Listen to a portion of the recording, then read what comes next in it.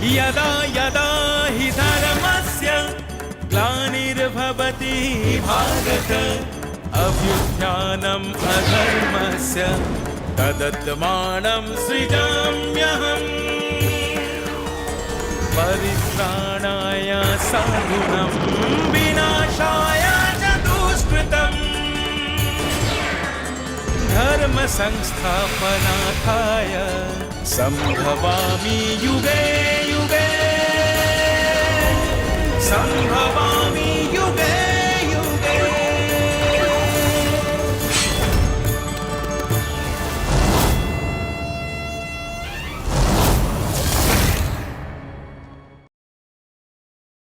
হায় রে মানুষ, মহাকালের চাকায় ঘুরতে ঘুরতে এসে পড়ে নতুন অধ্যায়ের মুখোমুখি, যা আগে থেকে কল্পনাও করা যায় না। কপাল চাপড়ে কেউ বলে, হায় এই ছিল আমার ভাগ্যে। কেউ বা হেসে বলে, ভাগ্য আমার সাথে। আসলে সবই নিয়ন্ত্রণ করে সেই চিরকালীন সময়। তাই তো অর্জুন বনবাসী হয়েও উলুপি ও চিত্রাঙ্গদাকে স্ত্রী মেনে নিল। আমি আজ এই গঙ্গার পবিত্র জলে পিতৃতর্পণ করতে চাই। দেখি আমার পা, আমাকে কে যেন নিচে টানছে। আসুন আসুন আমার সঙ্গে, আসুন বীর। এই হলো শৈরব্য ভবন। তা পবিত্র অগ্নি যখন এখানেই আছে, আমি যজ্ঞটি শেষ করতে চাই। কি ঋষিতুল্য চেহারা, দেখে মনে হচ্ছে কোনো ভাস্কর পাথর কেটে কেটে এক মনে তৈরি করেছে এই ধ্যানস্থ মূর্তি। আপনাকে দেখে আমার জন্ম সার্থক হলো আজ। বেশ সুন্দর কথা বলো তুমি। কি নাম তোমার? আমার নাম উলুপি, কৌরব্য নাগ আমার পিতা। আমি ঐরাবত বংশের। হে পুরুষ শ্রেষ্ঠ, আমাকে বিবাহ করে ধন্য করো বীর, ধন্য করো। আমার পিতা নেই, এখানে আমি একা। আজ থেকে আর একা থাকবে না তুমি। এই একটি রাতে আমার সারা জীবনে উজ্জ্বল ধ্রুবতারার মতো জল জল করবে। কাল ভোরের আলো ফুটলেই আমায় বিদায় নিতে হবে। রাজা চিত্রবাহনের শর্ত মেনে চিত্রাঙ্গদার সন্তানকে মণিপুরের বংশধর হিসেবেই স্বীকৃতি দিয়ে বিদায় নিল অর্জুন। দেখো অর্জুন, আমার কন্যা চিত্রাঙ্গদা পরমা সুন্দরী, কিন্তু আমি তাকে ছোটবেলা থেকে কন্যার ন্যায় পালন করিনি। যুদ্ধশাস্ত্রে চিত্রাঙ্গদা পারদর্শী। আমি আপনার কন্যাকে বিবাহ করতে আগ্রহী। তোমার দ্বারা চিত্রাঙ্গদার গর্ভে যে সন্তান হবে সে আমারই বংশধর হবে। যদি তুমি এই কঠিন শর্তে রাজি থাকো, একমাত্র তাহলেই তুমি আমার কন্যাকে বিবাহ করতে পারো। আমি রাজি মহারাজ। ভেবে নাও, আমার কন্যা কোনোদিনই তোমার সঙ্গিনী হয়ে তোমার সঙ্গে বাস করবে না। তোমার সন্তান তোমার বংশের হবে না। চিত্রাঙ্গদার মতো তেজস্বিনী সাহসী কন্যাকে স্ত্রী হিসেবে গ্রহণ করলে আমি গর্বিত হব। আমি তোমাকে স্ত্রী হিসেবে পেয়ে খুবই আনন্দিত হয়েছি। তুমি অর্জুন, শ্রেষ্ঠ বীর। ধন্য তো আমি হয়েছি। এই সন্তান নিশ্চয়ই তোমাদের বংশের মুখ উজ্জ্বল করবে। এই 3টে বছর মণিপুরে ভারী সুন্দর কাটালাম প্রিয়ে। তুমি এই রাজ্যের রক্ষাকর্তা, কত বড় দায়িত্ব তোমার ওপর। সে আমি জানি, সেই কর্তব্যে আমি অবহেলা কোনো দিন করব না। মহারাজ যুধিষ্ঠির রাজসূয় যজ্ঞ যখন করবেন, তখন তোমার পিতা নিশ্চয়ই ইন্দ্রপ্রস্থে যাবেন। তুমিও পুত্র বভ্রুবাহন, তখন এসো, আবার দেখা হবে আমাদের। শোক করো না। এই পুত্রকে বড় করে তোলাই তোমার এখন একমাত্র লক্ষ্য হবে। যেন এই পুত্রের মধ্যেই আমি আছি, আমি থাকব। তুমি তেজস্বিনী বীরাঙ্গনা, তোমার স্থান আমার পাশে চিত্রাঙ্গদা। আশীর্বাদ করি তোমার মঙ্গল হোক। ভবিষ্যতের সময় বলে দেবে এই চিত্রাঙ্গদার সন্তান বভ্রুবাহনের হাতেই মৃত্যু হবে অর্জুনের। কি অদ্ভুত এই সময়! মণিপুর থেকে বিদায় নিয়ে অর্জুন পশ্চিম সমুদ্র উপকূলবর্তী যে সকল তীর্থ ও দেবালয় আছে সেখানে উপস্থিত হল। এখানেও সময় নিঃশব্দে ওত পেতে বসেছিল অর্জুনের জন্য। কৃষ্ণ সখা অর্জুন, প্রভাস তীর্থ যে দুই সখার মিলন তীর্থ হয়ে যাবে এ তো আমার কাছে অপ্রত্যাশিত ছিল। পূর্বজন্মে আমরা যে নর নারায়ণ ঋষি ছিলাম দুজনে, সেই বন্ধুত্ব এই জন্মেও প্রবাহিত হচ্ছে সখা। এসো এসো আমার সাথে, কিছুদিন আমার আতিথ্য গ্রহণ করো। তোমার অনুরোধ রাখবো না সখা? এ যে কল্পনাতীত, নিশ্চয়ই যাব। সখা, সদ্য বিবাহিতা দ্রৌপদীকে ছেড়ে কি কারণে তোমার এই তীর্থ ভ্রমণ জানতে পারি কি? তুমি সর্বজ্ঞ, তুমি ভবিষ্যৎ দ্রষ্টা, তুমি নিয়ন্ত্রক কৃষ্ণ সখা। তোমার অজানা কি আর কিছু আছে? তবু বলছি, যদি সঠিকভাবে চলতে চাও তাহলে তোমাদের এই পঞ্চভ্রাতাকে একটি নিয়মে চলতে হবে। দ্রৌপদী আমাদের ভাইদের প্রত্যেকের সঙ্গে 1 বৎসরকাল থাকবেন। সেই সময়ে অন্য কেউ এসে দ্রৌপদীর সঙ্গে দেখা পর্যন্ত করতে পারবে না। যে ভাই এই নিয়ম ভাঙবে তাকে ব্রহ্মচারী হয়ে 12 বৎসর বনে কাটাতে হবে। এই কি জ্যেষ্ঠ ভ্রাতা যুধিষ্ঠির, দ্রৌপদী, আপনারা এখানে এই অস্ত্রাগারে? তুমি এই অসময়ে এখানে কেন? এক দস্যু দলকে জব্দ করবার জন্য আমার অস্ত্র প্রয়োজন। এই ভুল আমার অনিচ্ছাকৃত, কিন্তু আমি যে শর্ত ভেঙেছি আমায় ক্ষমা করবেন জ্যেষ্ঠ ভ্রাতা। আমি নিয়ম লঙ্ঘন করেছি, বনবাসে আমাকে যেতেই হবে। তুমি সত্যনিষ্ঠ, তোমার এই কঠিন শর্ত পালনের প্রতি সম্মান দেখে আমি অত্যন্ত খুশি হয়েছি। এবার চলো, শরীর ও মনকে বিশ্রাম দেবে।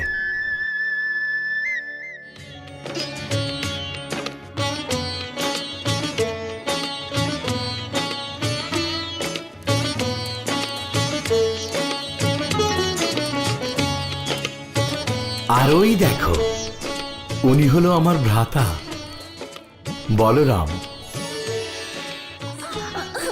ওরা তোরা হাত ছাড়বে কিনা? দেখো দেখো দেখি কি।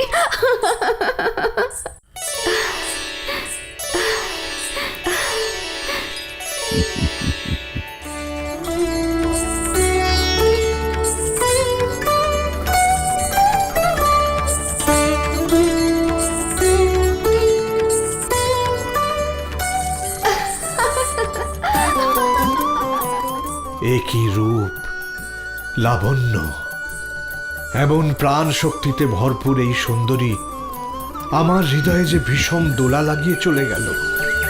কন্যাটি আমার ভগিনী, সারণের সহোদরা, আর আমার পিতৃদেবের আদরের অতি সুলক্ষণা। নাম সুভদ্রা।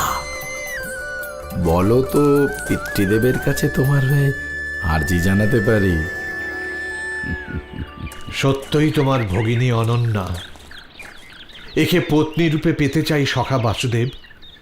কি উপায় তা সম্ভব আমাকে বলো। ক্ষত্রিয়দের রীতিতে স্বয়ম্বর সভা আছে বটে, কিন্তু আমি তাতে মত দেব না। কি কারণে? স্বয়ম্বরে অর্জুন ছাড়াও আরো বহু বিশিষ্ট রাজন্যরা উপস্থিত থাকবেন। সে তো নিশ্চয়। সুভদ্রার মন যদি তোমাকে না চেয়ে অন্য কোনো রাজার গলায় বড়মাল্য দিয়ে দেয়, তাহলে তো আমার ভগিনীটি অন্য কারো স্ত্রী হয়ে যাবেন। তখন? তাহলে উপায়? অর্জুন, তুমি বলপূর্বক আমার ভগিনীটিকে হরণ করে নাও। এ তুমি কি বলছো সখা? অর্জুন, স্বয়ম্বরের ওপর ভরসা করো না, যা বলছি সেটা করো, হরণ করো।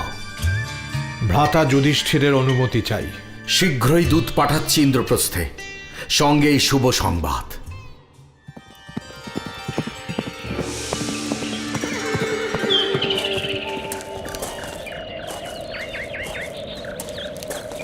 এই নাও পার্থ, তোমার রথ প্রস্তুত। যাও, নিজের পছন্দের নারীকে নিজের করে নাও। তুমি ছাড়া এ কার্য অসম্ভব ছিল। আমি ধন্যবাদ জ্ঞাপন না হয় পরেই শুনব, আপাতত শুভস্য শীঘ্রম। সখা, সুভদ্রা এখন পুজো সেরে দ্বারকার দিকেই যাবে।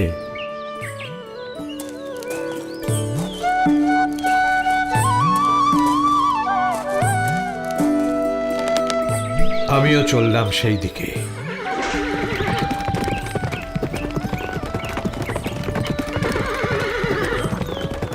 শুভকামনা আগাম জানিয়ে রাখলাম হে সখা।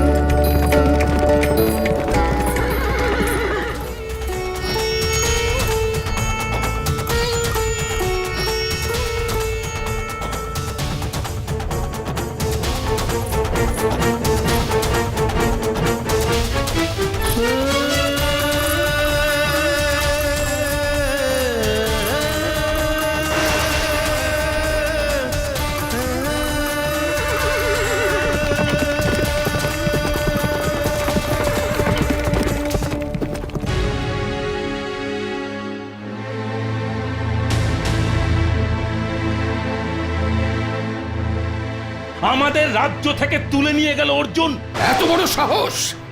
আমাদের আতিথ্যের এই প্রতিদান, এ অতি ঘৃণ্য কাজ।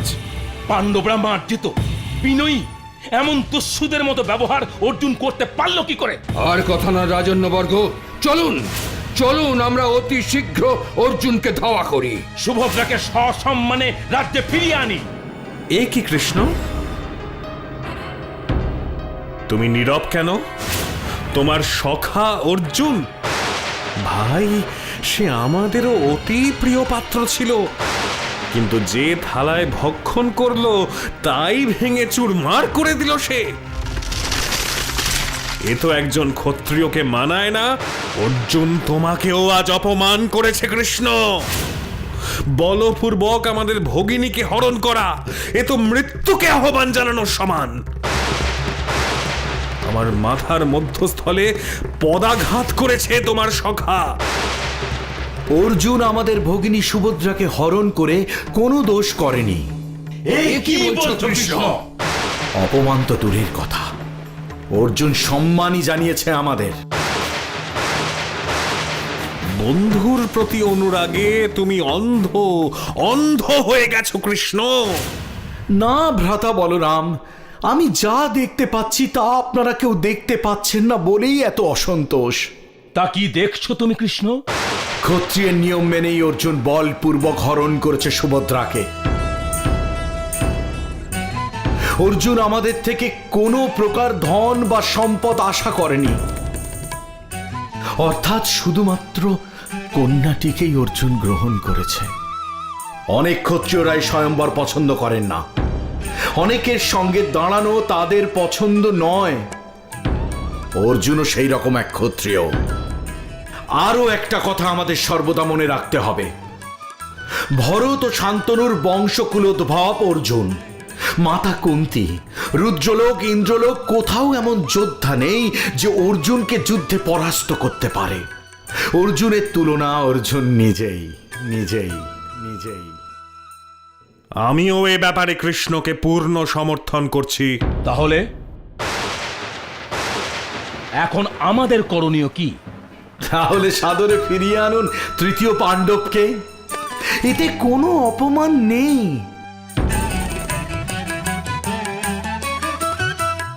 যদি যুদ্ধ করেন আর সেই যুদ্ধে অর্জুন আপনাদের পরাস্ত করে ইন্দ্রপ্রস্থে ফিরে যায়, না না, তাহলে মান সম্মান সব যাবে। এ আমরা হতে দিতে পারি না। আমরা এক্ষুনি গিয়ে অর্জুনকে সানন্দে ও সসম্মানে ফিরিয়ে আনছি। দেখোই না চেষ্টা করে কি হয়। এখনই যা ঘটে গেল, একে সময়ের খেলা ছাড়া আর কিছুই বলা যায় না। মুহূর্তে অর্জুনের মনে প্রেম পরিপূর্ণ হলো। সুভদ্রার প্রতি তীব্র আকর্ষণের ফলেই হলো সুভদ্রা হরণ। রাজন্যবর্গরা অপমানিত হলেন, আবার কৃষ্ণের কথাতেই সদয় হলেন অর্জুনের প্রতি।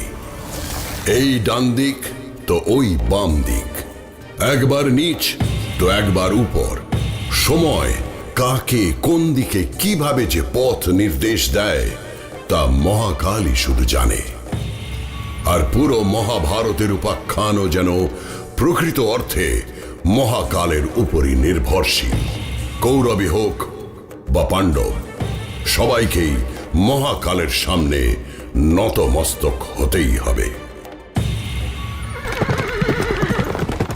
সুভদ্রা, তুমি নীরব কেন? সারাটা পথে তোমার কোনো কথাই তো শুনলাম না। তুমি কি রাগত, অসন্তুষ্ট? আপনার এই প্রশ্নটা বহু পূর্বেই করা উচিত ছিল।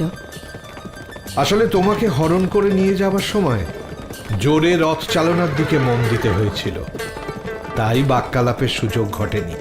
এক মুহূর্তের জন্য আপনার হাত শিথিল হয়নি। সেই শুরুর মুহূর্ত থেকে এখনো অব্দি একই জোর। প্রিয়তম, প্রিয়তম মানুষের হাত ছাড়লে যদি সে হারিয়ে যায়, সেই ভয় হাত ছাড়েনি প্রিয়তমা। বীরশ্রেষ্ঠ তৃতীয় পাণ্ডবের ভয়? এ তো আশ্চর্য। প্রেম বস্তুটাই তো ভয়ের, এতই চঞ্চলা আর পিচ্ছিল। কখন যে কোথায় কাকে মন দিয়ে বসবে, ভারী অদ্ভুত। হাত ধরে রাখলে বুঝি মনকেও মুঠিতে ধরে রাখা যায়? এই আপনার জ্ঞান বীরশ্রেষ্ঠ। হ্যাঁ,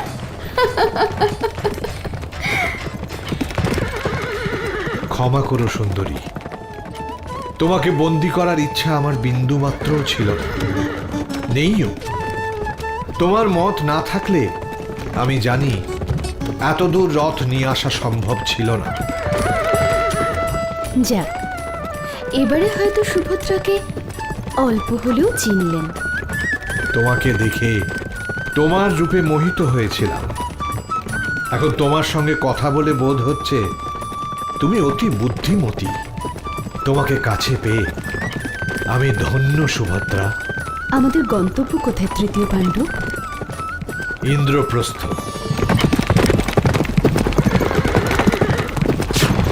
কারা যেন আসছে। নিশ্চয়ই আমাদের বাধা দিতে। সারথি, রথ জোরে চালাও।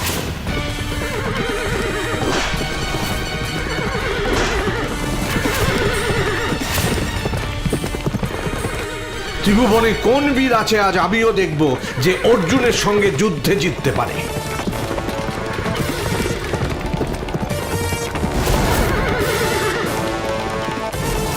নিজেদের মৃত্যুর জন্য প্রস্তুত হও। অর্জুন, আমরা যুদ্ধ চাই না। অর্জুন, রথ থামাও, কথা বলবো আমরা। আমরা রাজি তোমাদের বিবাহে। প্রমাণ কি যে তোমরা মিথ্যা ভাষণ করছো না?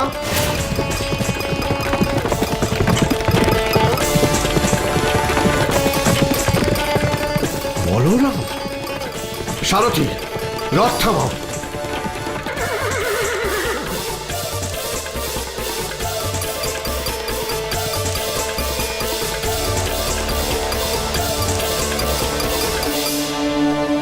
বলরাম, তুমি? হ্যাঁ, এটা সত্য যে প্রথমে তোমার ব্যবহারে আমরা প্রচণ্ড অপমানিত হয়েছিলাম। আমাদের অতিথি হয়ে কিভাবে তুমি আমাদেরই সম্মান হানি করো অর্জুন? তোমার চিন্তায় যুক্তি আছে, কিন্তু আমরা বুঝেছি আপনি ক্ষত্রিয় ধর্ম পালন করেছেন, আমাদের অপমান করেননি। আপনাকে আমরা সসম্মানে ফিরিয়ে নিতে এসেছি। হে অর্জুন, আপনি আমাদের আতিথ্য গ্রহণ করুন। আতিথ্য? সুভদ্রা আমাদের ভগিনী, রাজার কন্যা। রীতি মেনে বিবাহ না হলে শ্বশুর ঘরে যাবার অনুমতি দেওয়া যায় কি? বিবাহের সমস্ত আয়োজন জোর কদমে শুরু হয়ে গেছে। সুভদ্রা, যদিও তোমার চোখের ভাষাই তোমার মনের কথা ব্যক্ত করছে, তবুও একবার জিজ্ঞাসা করা আমার কর্তব্য। আমি শুনছি ভ্রাতা। কুন্তিপুত্র তৃতীয় পাণ্ডব অর্জুনকে স্বামী হিসেবে গ্রহণ করতে কি তোমার কোনো আপত্তি আছে? ওনাকে স্বামী হিসেবে পেলে আমি নিজেকে ধন্য মনে করব।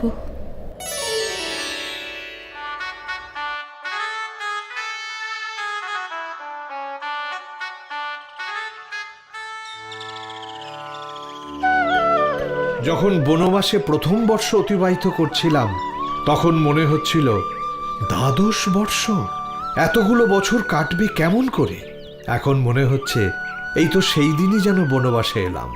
সময় বস্তুটাই বড় অদ্ভুত অর্জুন, কখনো পাথরের মতো ভারী তো কখনো পালকের মতো হালকা। ভগিনী সুভদ্রা, ইন্দ্রপ্রস্থ যাওয়ার জন্য প্রস্তুত হও। অর্জুন, সুখী হও, সুখে থেকো।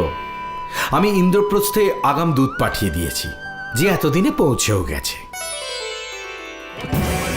তৃতীয় পাণ্ডব অর্জুন ও নববিবাহিতা রানী সুভদ্রাকে সঙ্গে নিয়ে প্রাসাদে প্রবেশ করছেন।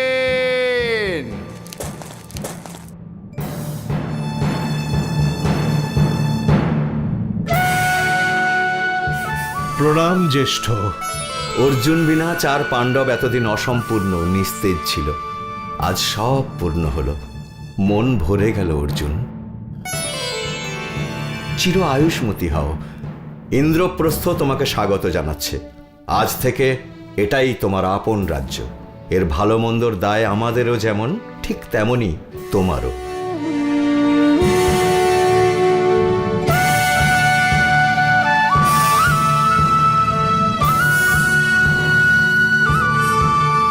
কাল যেখানে আমরা অবস্থান করেছিলাম, আজ আমরা কেউ আর সেখানে নেই। প্রতিক্ষণে বদলে যাচ্ছে সব কিছু। এক মুহূর্ত থেকে পরের মুহূর্ত আলাদা। এই বদলের সঙ্গে সঙ্গে বদল হয় মানুষের যাত্রাপথ। যে ছিল বনবাসী, সেই হয়ে যায় কৃষ্ণের ভগিনীর স্বামী। যারা ছিল অর্জুনের রক্ত পিয়াসী, তারাই হয়ে গেল কুটুম্ব আত্মীয়। সময়ের দাঁড়িপাল্লায় সবাই উঠছে আর নামছে। For more updates, subscribe to our channel, click the show links and enjoy watching the videos.